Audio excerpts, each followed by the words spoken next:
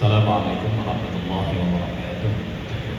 Bismillah, alhamdulillah, wassalatu wassalamu ala rasulillah wa ala alihi wa sahbihi wa mawala amma ba'du.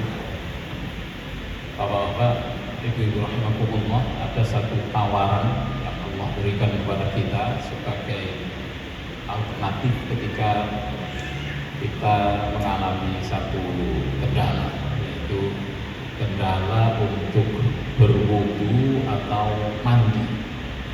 Itu ada satu tawaran ini yang pengganti yang disebut dengan tayammum. Fungsinya sama, fungsinya untuk bersuci. Tapi yang menarik, dia satu menggantikan wudu untuk menghilangkan hadas besar.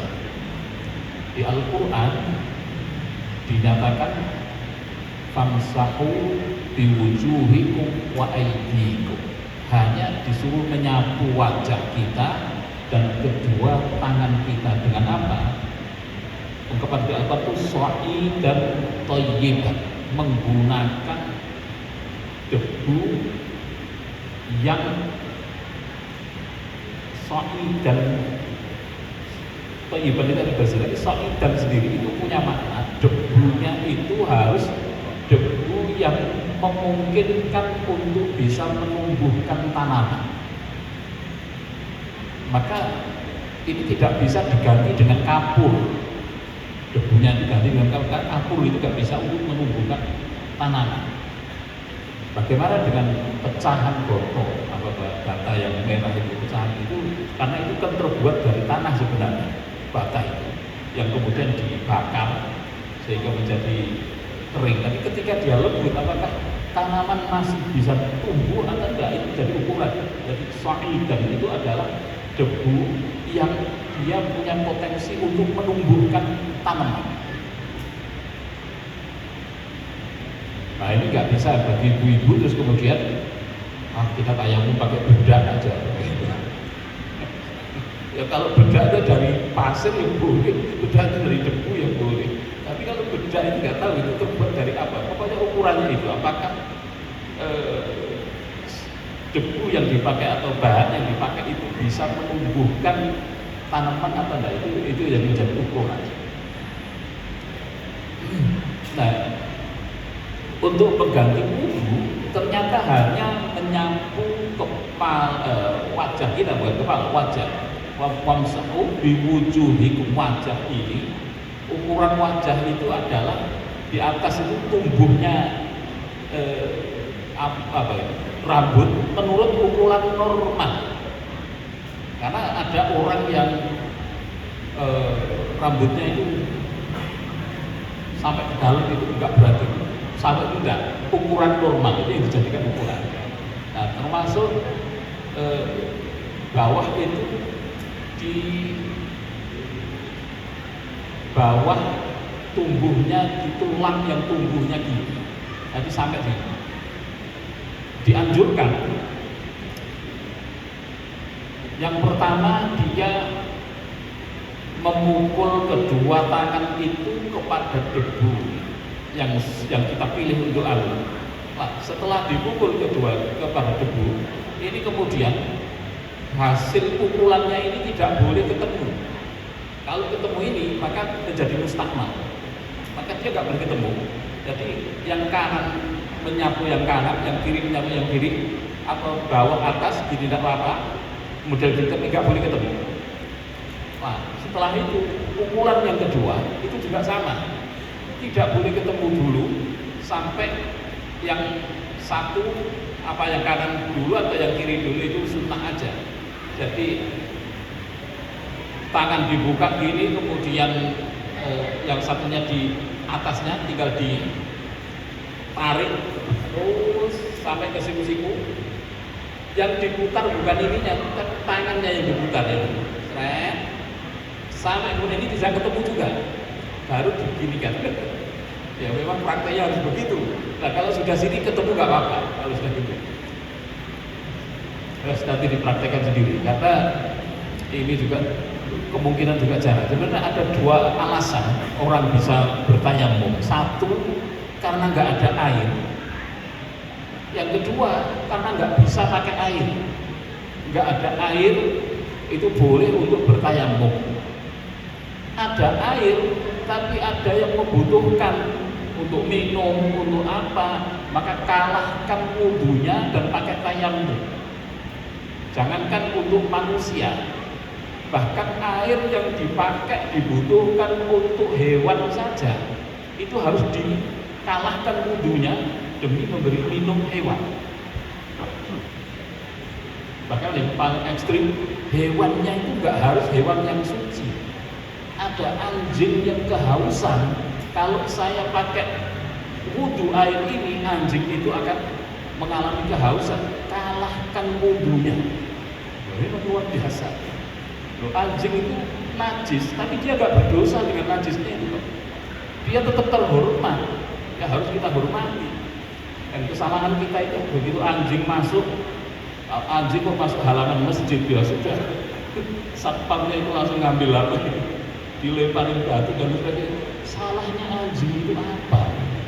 Anjing itu najis ya, itu hukum aja. Jadi nggak ada. Maka sampai memberi minum, ada cerita orang memberi minum anjing kemudian masuk surga gara-gara memberi minum anjing. Nah itu karena ada yang membutuhkan, yaitu dianggap tidak bisa menggunakan air. Yang kedua, karena sakit yang tidak boleh kena air. Pada yang tidak boleh kena air pada tempat-tempat kalau wudu harus dibasuh. Ada orang luka yang nggak boleh kena air, tapi lukanya di punggung, itu tetap wajib wudu. Karena punggung itu nggak termasuk bagian yang harus dibasuh ketika wudu. Tapi kalau yang kena luka itu lengannya atau kakinya, yang biasanya kalau wudu harus dibasuh, nah itu diganti dengan tayamum. Sekali lagi, tayamum hanya dengan menyapu wajah dan menyapu kedua tangan. Bagaimana ketika menggantikan mandi? Kalau mandi itu kan kita membasahi seluruh anggota tubuh kita dengan air dari ujung rambut kita sampai ujung kaki kita. Bagaimana kalau tayamum menggantinya? Apakah harus gulung-gulung di pasir untuk ganti? Ternyata tidak.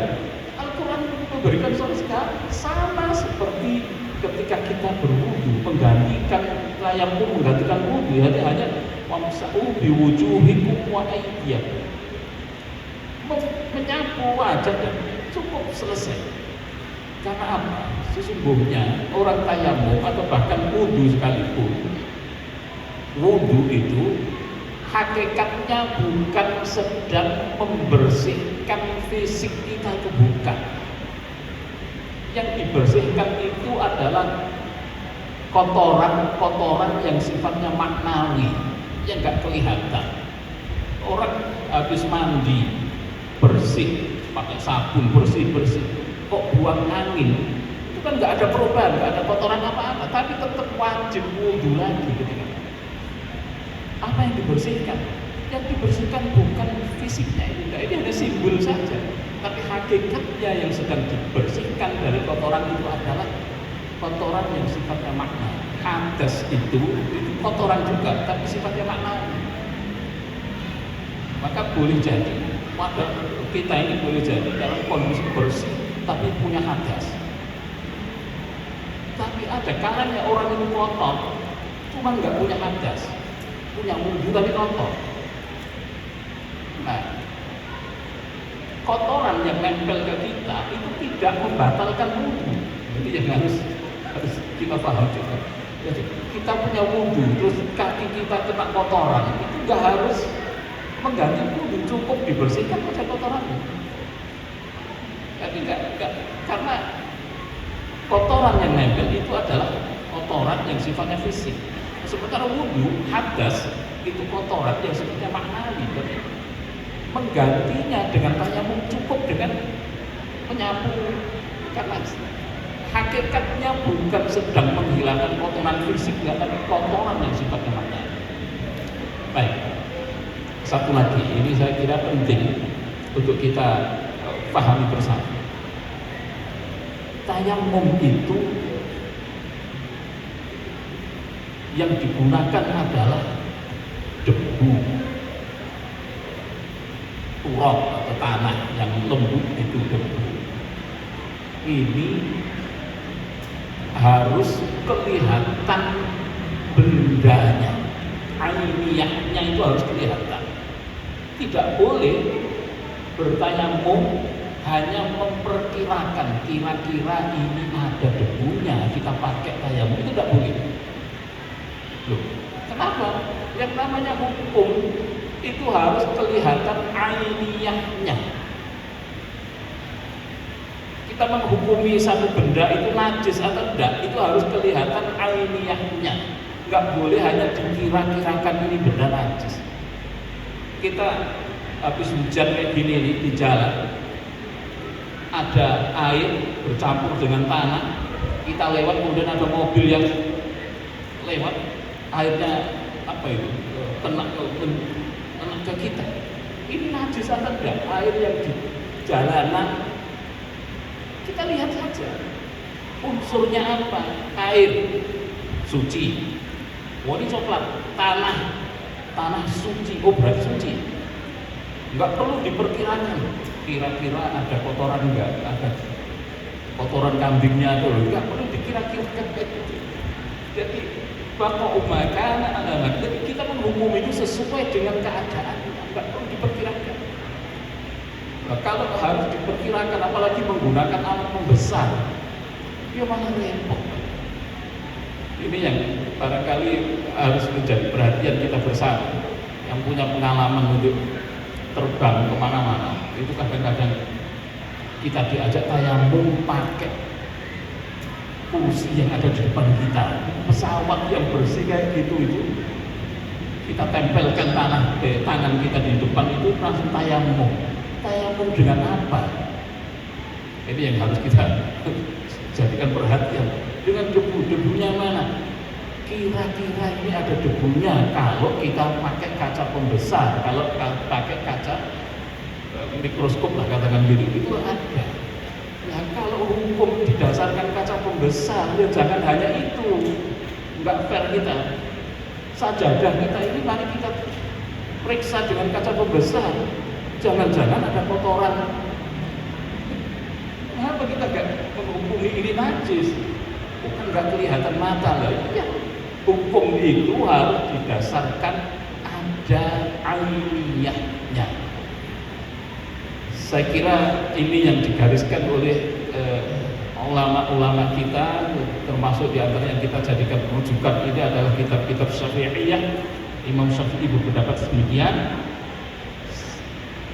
Kita tidak membatasi, kalau ada yang punya pendapat yang beda silahkan. Yang penting kita punya landasan. Kurang lebihnya mohon maaf. Wassalamualaikum warahmatullahi wabarakatuh.